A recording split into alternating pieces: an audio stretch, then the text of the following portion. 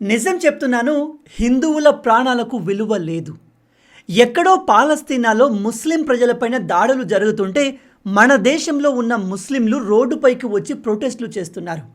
ఇజ్రాయిల్ని support చేస్తున్న బ్రాండ్స్ని ban చేస్తున్నారు. అందులో తప్పు లేదు. అది వాళ్ళలో ఉన్న యూనిటీ, వాళ్ళ మతం వాళ్ళను కాపాడుకోవాలి అని ఆరాటం. కానీ హిందువుల్లో అది లేదు.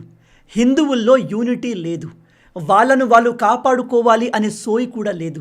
మీ అందరికీ తెలుసు, కొన్ని రోజుల క్రితం బంగ్లాదేశ్లో దీపు చంద్రదాస్ని ముస్లిం మతాన్ని అవమానించాడు, వాళ్ళ దేవుణ్ణి అవహేళన చేశాడు అని ఆరోపించి బతికుండగానే చెట్టుకు వేలాడదీసి కాల్చి చంపేశారు. అది మరవక ముందే ఇంకో హిందువుని అతి కిరాతకంగా కొట్టి చంపేశారు. ఇక్కడ కనిపిస్తున్న ఇతని పేరు అమృత్ మండల్. వయసు 29 సంవత్సరాలు. ఇతన్ని కొందరు ముస్లిం యువకులు అతి దారుణంగా కొట్టి అంతం చేశారు. అక్కడి పోలీసులు ఏం చెప్తున్నారో తెలుసా? ఈ హిందూ వ్యక్తి మొదటి నుంచే క్రిమినల్, ఒక గ్యాంగ్ మెంబర్. అయితే ఆ గ్యాంగ్ ఒక ప్రాంతంలో దొంగతనానికి వెళ్ళి దొరికిపోయింది. అందరూ పారిపోయారు, కానీ ఇతను ఒక్కడు మాత్రం మిగిలిపోయాడు. అందుకే ప్రజలు కొట్టి చంపేశారు అని చెప్తున్నారు. ఇది పచ్చి అబద్ధం. ముస్లిం దేశాల్లో ఇతర మతస్థుల్ని చంపడానికి ఇలాగే ఏదో ఒక రీజన్ చెప్తారు. దీపు చంద్రదాస్ అల్లాని అవమానించాడు అని ఆరోపణ వేసి అతన్ని చంపేశారు. కానీ తర్వాత పోలీస్ ఇన్వెస్టిగేషన్లో అసలు అతను ఏ దేవుణ్ణి అవమానించలేదు.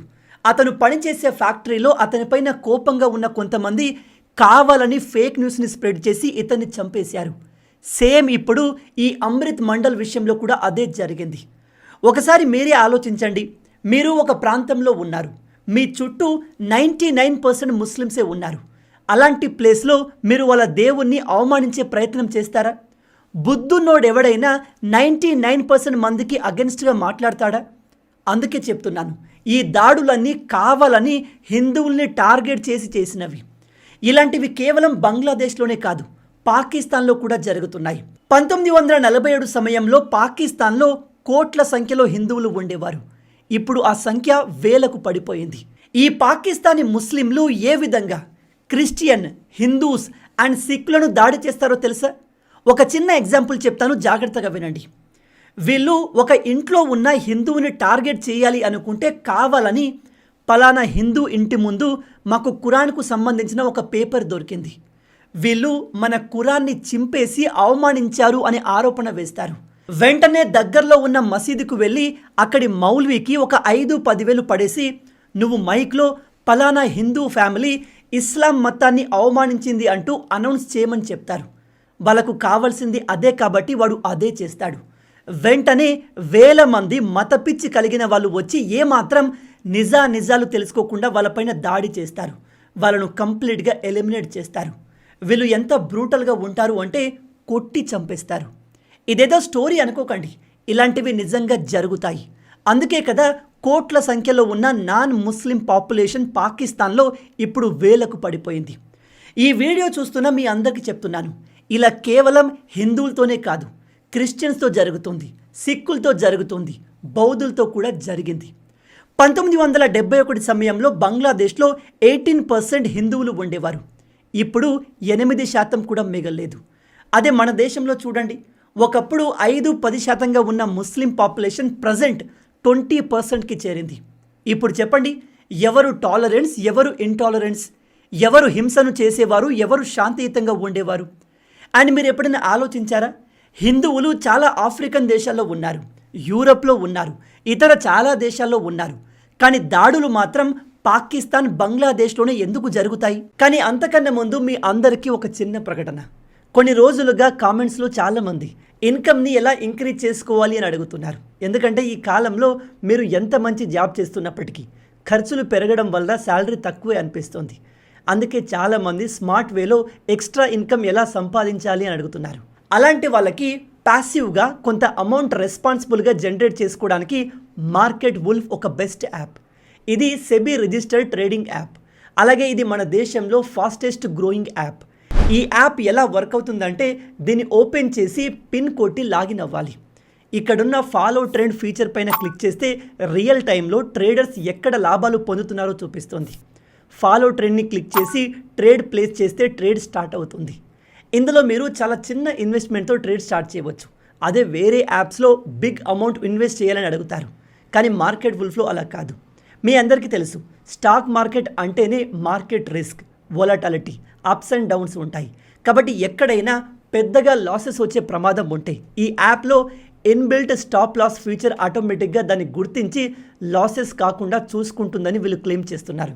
స్టాప్ ట్రేడ్ క్లిక్ చేసిన తర్వాత మీరు చాలా తక్కువ టైంలో 1306 ప్రాఫిట్స్, ఇలా మీరెంత ప్రాఫిట్స్ పొందితే అంత అమౌంట్ చూపిస్తుంది. బెస్ట్ పార్ట్ ఏంటంటే మీరు ఈ ఫీచర్స్ అన్నిటిని కేవలం 99 రూపీస్ లైఫ్ టైం ఫీతో మార్నింగ్ 9 AM నుంచి మిడ్ నైట్ 12 వరకు ఎనీ టైం ట్రేడ్ చేయవచ్చు. Market wolf free trade recommendations కూడా అందిస్తుంది. ఈ యూజర్స్ నవంబర్లో 14,142, జూన్లో 70,468, జూలైలో 59,696 అండ్ రీసెంట్లీ అక్టోబర్లో 58,207 వరకు లాభాలు పొందారు అని క్లెయిమ్ చేస్తున్నారు. అండ్ ఈ ప్రాఫిట్స్ పైన ఎటువంటి కమిషన్ ఉండదు. ఇప్పటి వరకు ఈ మార్కెట్ వుల్ఫ్ని 20 మిలియన్ పీపుల్ డౌన్లోడ్ చేసుకున్నారు. వాళ్ళు దీన్ని స్ట్రాంగర్ ఫైనాన్షియల్ ఫ్యూచర్ బిల్డ్ చేసుకోవడానికి యూజ్ చేస్తున్నారు. దీనికి సంబంధించిన లింక్ డిస్క్రిప్షన్లో అలాగే పిన్ కమెంట్లో ఇచ్చాను. ఇంట్రెస్ట్ ఉన్న వాళ్ళు ఇప్పుడే డౌన్లోడ్ చేసుకోండి. ఇక చివరగా మార్కెట్ వుల్ఫ్ మన దేశంలో చాలా ర్యాపిడ్గా గ్రో అవుతుంది. అండ్ ఇప్పటికే more than 2 million users already దీన్ని యూజ్ చేస్తున్నారు. కాబట్టి ఇంట్రెస్ట్ ఉన్న వాళ్ళు డిస్క్రిప్షన్లో అలాగే పిన్ కమెంట్లో ఇచ్చిన లింక్ని యూజ్ చేసి యాప్ని డౌన్లోడ్ చేసుకోండి. నేను ఈ విధంగా హిందువులపై జరుగుతున్న దాడుల్ని హైలైట్ చేస్తూ వీడియోలు చేసినప్పుడు కొందరు వీడు హిందూ ముస్లిం చేస్తాడు అని చెప్తారు. పాకిస్తాన్ బంగ్లాదేశ్లో జరిగేదే హిందూ ముస్లిం, అలాంటప్పుడు దాని గురించి మాట్లాడడంలో తప్పేముంది? ఇంకొంతమంది చెప్తారు బంగ్లాదేశ్లో హిందువుల గురించి మనకెందుకు బ్రో అని. మరి అలాంటి వాళ్ళు ఎక్కడో 1000 కిలోమీటర్ల అవతల పాలస్తీనాలో జరుగుతున్న ఇష్యూ గురించి ఎందుకు మాట్లాడుతున్నారు? బంగ్లాదేశ్ మనకు ఎక్కడో 1000 కిలోమీటర్ల దూరంలో లేదు, మన భారత్తో బార్డర్ని షేర్ చేసుకుంటుంది. కాబట్టి ఆ దేశంలో జరిగే ప్రతిదీ ఇండియాను ఎఫెక్ట్ చేస్తుంది. ప్రజెంట్ బంగ్లాదేశ్లో హిందువుల్ని కావాలని టార్గెట్ చేసి దాడులు చేస్తున్నారు. ఇవి ర్యాండమ్గా జరుగుతున్న దాడులు కావు. అమృత్ మండల్ని కొట్టి చంపిన తర్వాత దాదాపు 7 హిందూ ఇళ్లను రాత్రి సమయంలో తగలబెట్టేశారు. మీరు ఇక్కడ ఆర్టికల్లో చూడవచ్చు. హిందువులు రాత్రి తమ ఇళ్లలో నిద్రపోతున్న సమయంలో కొంతమంది జిహాదీగాలు అక్కడికి వెళ్ళి వాళ్ళ డోర్స్ని లాక్ చేసి బయట నుంచి నిప్పు పెట్టేశారు. అదృష్టవశాత్తు ఆ ఇళ్లలో ఉన్న వాళ్ళంతా తప్పించుకున్నారు. వాళ్ళ ప్రాణాలు పోయి ఉంటే ప్రజెంట్ బంగ్లాదేశ్లో పరిస్థితి ఎలా ఉండేదో తెలుసా? హిందువులపై ఎన్ని దాడులు జరుగుతున్నా, ఇన్ని అత్యాచారాలు జరుగుతున్నా మోడీ ప్రభుత్వం ఎందుకు దీనిపైన రెస్పాండ్ కావట్లేదు?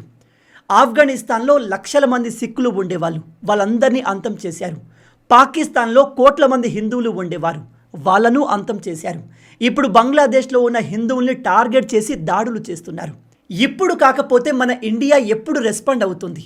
హిందువుల్ని కాపాడడానికి మోడీ గారు ఏదైనా చేస్తారా లేదా? మనం ఇప్పుడే ఈ ఇష్యూని అడ్రస్ చేయకపోతే ఇంకా చాలామంది హిందువుల ప్రాణాలు పోతాయి. మోడీ గారు బంగ్లాదేశ్ పైన దాడి చేయాల్సిన అవసరం లేదు. నిజం చెప్తున్నాను, డైరెక్ట్గా మోడీ గారి నుంచి బంగ్లాదేశ్కి ఒక్క వార్నింగ్ వెళ్ళినా ఆ దేశంలో పరిస్థితులు నార్మల్ అయిపోతాయి. మొహమ్మద్ యూనస్కి డైరెక్ట్గా మోడీ గారు రాబోయే 24 గంటల్లో హిందువులపై జరుగుతున్న దాడులు ఆపకపోతే ఇండియన్ మిలిటరీ మన ఈస్టర్న్ కమాండ్ బంగ్లాదేశ్లో ఎంటర్ అవుతుంది అని ఒక్క మాట చెబితే చాలు. 24 గంటలు దాటక ముందే ఈ యూనస్ గాడి పాయింట్ తడిసిపోతుంది. ప్రపంచంలో మన ఇండియా ఒక అతిపెద్ద దేశం, వెరీ పవర్ఫుల్ కంట్రీ. వరల్డ్ వైడ్గా చూసుకుంటే మన ఇండియా 4వ పవర్ఫుల్ మిలిటరీ కలిగిన దేశం. అలాంటి దేశం సాటి హిందువుల్ని కాపాడుకోలేకపోతే ఇంత ఎకానమీ, ఇంత వెపన్స్ టెక్నాలజీ ఉండి ఏం ప్రయోజనం? ఈ బ్రహ్మోస్ మిసైల్స్, తేజస్ ఫైటర్ జెట్లు, S-400 మిసైల్ డిఫెన్స్ సిస్టమ్ మనల్ని కాపాడుకోవడానికా లేదా రిపబ్లిక్ డే పరేడ్లో జస్ట్ షో ఆఫ్ చేయడానికా? నిజం చెప్తున్నాను, మన మోడీ గారి కంటే ట్రంప్ బెటర్ అనిపిస్తాడు కొన్ని విషయాల్లో. కోపడకండి, ఎందుకో చెప్తాను, జాగ్రత్తగా వినండి. మొన్న డిసెంబర్ 25న అమెరికాకు చెందిన ఫైటర్ జెట్లు నైజీరియా దేశం పైన విరుచుకుపడ్డాయి. ఆ దేశంలో ఉన్న ఇస్లామిక్ ఉగ్రవాదులను టార్గెట్ చేసి అంతం చేశాయి. ఎందుకో తెలుసా? నైజీరియాలో ఉన్న క్రిస్టియన్స్ని టార్గెట్ చేసి అక్కడి ఇస్లామిక్ ఉగ్రవాదులు దాడులు చేస్తున్నారు. ఆల్రెడీ 1000 మంది క్రిస్టియన్స్ పైన దాడులు చేసి వాళ్ళను అంతం చేశారు. అందుకు ట్రంప్ ఎగ్జాక్ట్గా క్రిస్మస్ రోజు వాళ్ళపైన బ్రూటల్గా దాడి చేయించాడు. ఈ ట్రంప్ ఎలాంటి వాడైనా కావచ్చు, ఎంత వరస్ట్ అయినా కావచ్చు, కానీ వాళ్ళ సొంత ప్రజల్ని, తమ మతానికి చెందిన క్రిస్టియన్స్ని కాపాడడంలో వెనకాడలేదు. అటువంటి ధైర్యాన్ని మోడీ గారు ఎందుకు చూపలేకపోతున్నారు? మన దేశ లీడర్లకి, మన ప్రజలకు సెక్యులరిజం అనే రోగం పట్టుకుందా? సెక్యులరిజం అనేది రెండు వైపులా ఉండాలి. మీరు మా మతాన్ని గౌరవిస్తే మేము మీ మతాన్ని గౌరవిస్తాం. కానీ సెక్యులరిజం కేవలం హిందువులకే, ఇతర మతస్థులు హిందువుల్ని ఎంతైనా తిట్టుకోవచ్చు అంటే అది కుదరదు. మీరు నమ్మరు, బంగ్లాదేశ్ నిజానికి ఒక సెక్యులర్ దేశం. అంటే అక్కడి రాజ్యాంగం అన్ని మతాల వాళ్లకు సమాన హక్కులు ఇస్తుంది. కానీ అక్కడ మెజారిటీగా ముస్లిమ్స్ ఉన్నారు కాబట్టి ఇతర మతాల ప్రజల్ని వాళ్ళు బతకనివ్వట్లేదు. స్టార్టింగ్లో బంగ్లాదేశ్లో లక్షల మంది క్రిస్టియన్స్ ఉండేవారు. ఇప్పుడు అసలు క్రిస్టియన్సే మిగలలేదు. కోట్ల మంది హిందువులు ఉండేవారు. ఇప్పుడు వేలలో మిగిలారు. భారతదేశం, మన ప్రధానమంత్రి మోడీ గారు ఇలాగే నోరు మూసుకొని కామ్గా ఉంటే వాళ్ళు కూడా మిగలరు.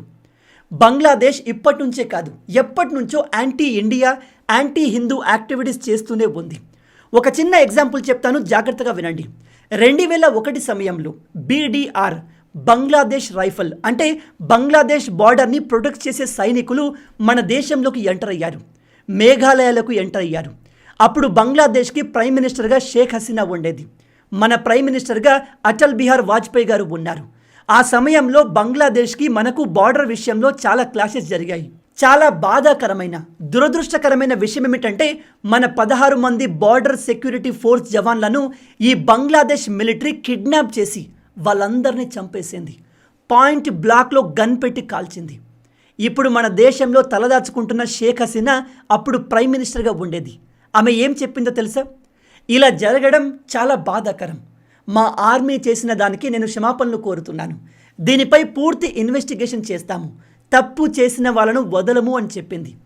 దానికి అటల్ బిహారీ వాజ్పేయి గారు ఏమీ చేయలేక అంగీకరించారు. మా సైనికులతో ఇలా జరగడం చాలా బాధాకరంగా ఉంది అని మాత్రమే చెప్పగలిగారు. నేను ఇక్కడ షేక్ హసీనా బ్యాడ్, అటల్ బిహారీ వాజ్పేయి గారు చేసింది రాంగ్ అని చెప్పట్లేదు. కానీ బంగ్లాదేశ్ ప్రజల్లో anti India, anti Hindu sentiment ఎప్పటి నుంచో ఉంది అని చెప్తున్నాను. ఎందుకంటే బంగ్లాదేశ్లో 96% ప్రజలు ఇస్లాం మతాన్ని ఫాలో అవుతారు. మీరు ప్రపంచవ్యాప్తంగా చూసుకోండి, వీళ్ళు ఏ మతంతో కూడా పీస్ఫుల్గా కలిసి ఉండరు. హిందువుల్ని సాధారణంగానే వీళ్ళు శత్రువులుగా చూస్తారు. అలాంటిది ఇతర దేశ మిలిటరీ అంటే వాళ్ళు మరింత అగ్రెసివ్గా మన వాళ్లను 16 మంది బార్డర్ సెక్యూరిటీ ఫోర్స్ జవాన్లను అతి దారుణంగా అంతం చేశారు. వాటికి సంబంధించిన ఫొటోస్, వీడియోస్ కూడా ఉన్నాయి. నేను వాటిని ఆబ్వియస్ రీజన్స్ కారణంగా ఇక్కడ చూపించలేను.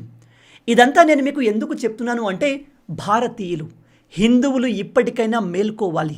సెక్యులరిజం వన్ సైడ్ ఉంటే కాదు, రెండు వైపులా ఉంటేనే వర్క్ అవుతుంది. ఇతర మతాన్ని గౌరవించండి, వాళ్ళు మనల్ని గౌరవించే వరకు. ప్రతి చిల్లరగాడు ముందుకు వచ్చి మన ధర్మం గురించి ఇష్టం వచ్చినట్టుగా వాగితే వానికి తగిన రెస్పాన్స్ని ఇవ్వండి. కావాలని హిందూ ధర్మాన్ని ఎవరైనా ఆన్లైన్లో, అది యూట్యూబ్లో, ఇన్స్టాగ్రామ్లో, ఫేస్బుక్లో ఎక్కడైనా కావచ్చు, అవమానకరంగా మాట్లాడితే BNS సెక్షన్ 299 ప్రకారం అది నేరం. మీరు తగిన ఎవిడెన్స్ని సేకరించి పోలీస్ స్టేషన్లో సబ్మిట్ చేయగలిగితే ఆ నేరం రుజువైతే వాళ్ళకి 3 సంవత్సరాల వరకు జైలు శిక్ష పడుతుంది. నేను మీ అందరికీ చెప్పేది ఏమిటంటే ఈ మధ్య సోషల్ మీడియాలో, యూట్యూబ్లో కొంతమంది ఇష్టం వచ్చినట్టుగా హిందూ ధర్మం గురించి మాట్లాడుతున్నారు. అలాంటి వాళ్ళపైన మీరు కంప్లైంట్ చేయాలి అనుకుంటే ఆ వీడియోను సేవ్ చేసుకొని ఆ యూట్యూబ్ ఛానల్ డీటెయిల్స్ని తీసుకొని డైరెక్ట్గా పోలీస్ స్టేషన్కి వెళ్ళి పలానా వ్యక్తి ఈ విధంగా మాట్లాడాడు, ఇది హిందువుల మనోభావాల్ని దెబ్బతీస్తుంది అంటూ కంప్లైంట్ ఫైల్ చేయండి. ఇలా ఎవరైనా చేయొచ్చు. వన్స్ కంప్లైంట్ ఫైల్ అయ్యాక అలాంటి వాళ్ళపైన పోలీసులు యాక్షన్ తప్పకుండా తీసుకుంటారు. మళ్ళీ చెప్తున్నాను, చట్టాన్ని మన చేతిలో తీసుకోకూడదు. ఒకడు మనల్ని తిట్టాడు అని చెప్పి మనం మళ్ళీ వాళ్ళ మతాన్ని తిట్టకూడదు.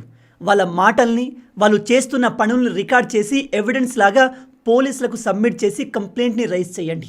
ఈ మధ్య సోషల్ మీడియాలో మతాల గురించి మాట్లాడడం, ఎస్పెషల్లీ హిందూ మతాన్ని టార్గెట్ చేసి అవహేళన చేయడం, అవమానించడం కామన్ అయిపోయింది. అలాంటి ఎవరిని వదిలిపెట్టకండి. ఈ వెబ్సైట్కి వెళ్ళి కూడా మీరు సైబర్ కంప్లైంట్ని ఫైల్ చేయవచ్చు. ఇందులో మీరు కంప్లైంట్ చేసినట్టుగా మీ డీటెయిల్స్ కూడా బయట పబ్లిక్ చేయరు. మీరు డైరెక్ట్గా ఎవరు హిందూ ధర్మాన్ని అవమానిస్తున్నారు వాళ్ళ వీడియో, ఫోటో లేదా ఆ ఛానల్కి సంబంధించిన లింక్ని సబ్మిట్ చేసి ఏ విధంగా ఇన్సల్ట్ చేశారో ఆ విషయాన్ని ఎక్స్ప్లెయిన్ చేస్తూ కంప్లైంట్ రాయండి. మిగతాదంతా పోలీసులు చూసుకుంటారు. ఇక బంగ్లాదేశ్ విషయానికి వస్తే భారత ప్రభుత్వం అండ్ మోడీ గారు ఇకనైనా రెస్పాండ్ అయితే బాగుంటుంది. బంగ్లాదేశ్లో రాబోయే ఫిబ్రవరిలో ఎలక్షన్ జరగబోతున్నాయి. మీరు చూస్తూ ఉండండి. మన భారత్ రెస్పాండ్ కాకపోతే ఎలక్షన్స్ జరిగే వరకు ఇంకా చాలామంది హిందువుల ప్రాణాలు పోతాయి. ప్రజెంట్ డేటా ప్రకారం పాకిస్తాన్ అండ్ బంగ్లాదేశ్లో చాలా తక్కువ లిమిటెడ్ సంఖ్యలో హిందువులు మిగిలారు. మన ఇండియా ఎందుకు వాళ్ళను మన దేశంలోకి తీసుకురాకూడదు? ఆల్రెడీ దేశంలో ఇల్లీగల్గా చాలామంది పాకిస్తాన్, బంగ్లాదేశ్ వాళ్ళు కోట్లలో వచ్చి ఉంటున్నారు. వాళ్ళందరినీ పట్టుకొని తిరిగి తరిమేసి బంగ్లాదేశ్, పాకిస్తాన్లో దాడులకు గురవుతున్న నాన్ ముస్లిమ్స్ని ఎందుకు మన భారత్ కాపాడకూడదు? ఇప్పుడు మీలో కొందరు అంటారు, బ్రదర్ మన దేశంలోనే తినడానికి తిండి లేదు, అయినా బయట దేశ ప్రజల్ని మనం ఎందుకు కాపాడాలి అని. బంగ్లాదేశ్ అండ్ పాకిస్తాన్ ఈ రెండు ఇస్లాం డామినేటెడ్ దేశాలు. అక్కడ ముస్లిమ్స్ పైన ఎటువంటి దాడులు జరగట్లేదు. నాన్ ముస్లిమ్స్ పైన, హిందువులు, క్రిస్టియన్, సిక్ ప్రజలపైన దాడులు జరుగుతున్నాయి. కాబట్టి వాళ్ళని కాపాడడంలో ఎటువంటి తప్పు లేదు. దీనికోసమే సెంట్రల్ గవర్నమెంట్ సిటిజన్షిప్ అమెండ్మెంట్ యాక్ట్ని తీసుకువచ్చింది. కానీ మనం దానికి అగెన్స్ట్గా ప్రొటెస్ట్ చేసి ఆపేశాము. మోడీ ప్రభుత్వం ఇకనైనా మన దేశ బార్డర్లను ఓపెన్ చేసి ఈ ముస్లిం దేశాల్లో దాడులకు గురవుతున్న నాన్ ముస్లిమ్స్ని మన దేశంలోకి ఆహ్వానించి కాపాడితే బాగుంటుంది.